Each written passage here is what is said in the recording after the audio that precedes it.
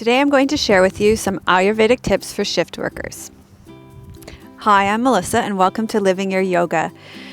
Today I am going to answer a question in response to a lot of questions I've had. Actually, this is a question that I've gotten from a lot of different people in response to several of the blog posts that I did on the time of day for Ayurveda, for time of day for sleeping, best time of day for sleeping, eating, and exercising according to the Ayurvedic clock. You wouldn't believe how many comments and how many emails and how many posts I got about, well, what if I'm a shift worker?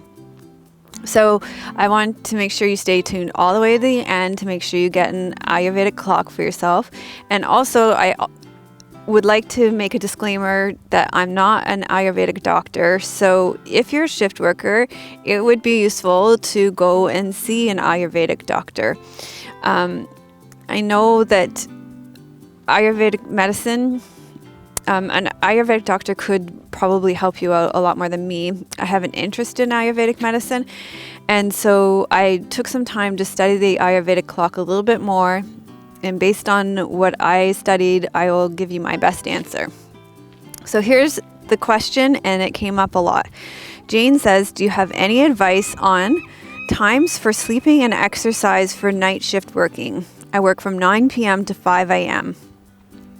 So just in review, Ayurvedic is a sacred system of science and philosophy that's designed to help you connect with the truth in your daily life. It's a holistic form of medicine based on a close relationship between yourself and your natural environment. It holds true that we're a microcosm of our larger macrocosm. And when the basic 5 elements of nature, ether, air, fire, and water, and earth are in balance in us, we will experience harmony. So as I said, I spend some more time looking at the Ayurvedic clock, starting from when you wake up. So, as a shift worker. So, there is this kapha time from 6 p.m. to 10 p.m.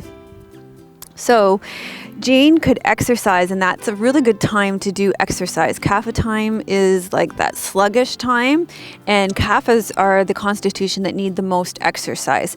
So if Jayne could do her physical activity and exercise in that window before she goes to work, or anybody who does any shift work, then it would balance that slow kapha energy time of day. Then when you're at work, if you could have your largest meal of the day during the pitta time at 10 p.m. and 2 a.m., so pack your dinner, your big meal, to have when you're at work, when you have your dinner break at work. And that's when your digestive fires are going to be the highest. So this pitta time that I talked about before was the time that you would be doing healing. But because you're awake, you can take advantage of this pitta time to use it for digestion. So digestive fires will be the strongest during your shift hour wake time.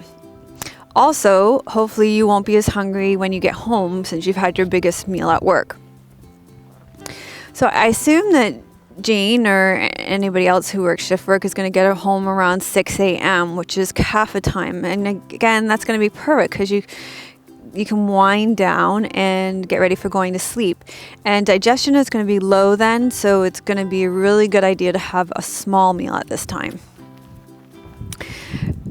Your healing time will be during the other pitta time, which is going to be 10 a.m. to noon. So it's really going to be important to make sure that you're sleeping then to take advantage of that healing time so your organs can be healing. So shift work isn't easy on your body for sure. So make sure you rest as much as you can. And also during the day, make sure that you can make your room as dark as you can so that you can create your own night in your room. So keep your room as dark as you can during your day so it's easier for you to sleep during the day.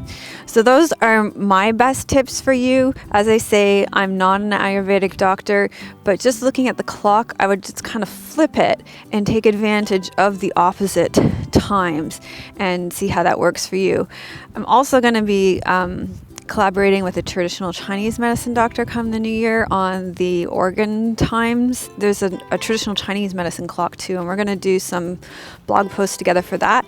So maybe we'll do one together on shift work as well and see what he has to say about that.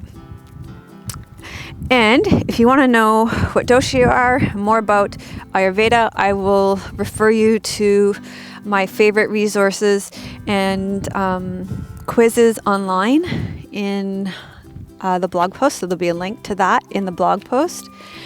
And also, if you'd like more support in balancing your doshas through yoga, then I highly recommend our postures and pranayam section in our membership community.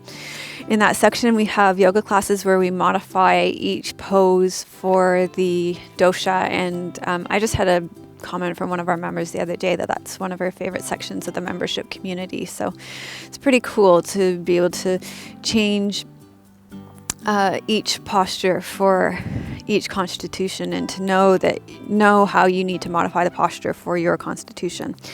And also, if you click on the link below to the show notes, then you can see where you can click on put your email in the box so that I can send you that Ayurvedic clock. So let me know if you have any more questions or comments about shift work or the Ayurvedic clock or the traditional Chinese medicine clock and the organs, because we are going to be doing some of those posts in early 2016. I look forward to hearing from you. Thanks for watching. Namaste. Melissa would love to hear your questions and thoughts. Please leave your comments below the video. Thank you for your reviews on iTunes and YouTube.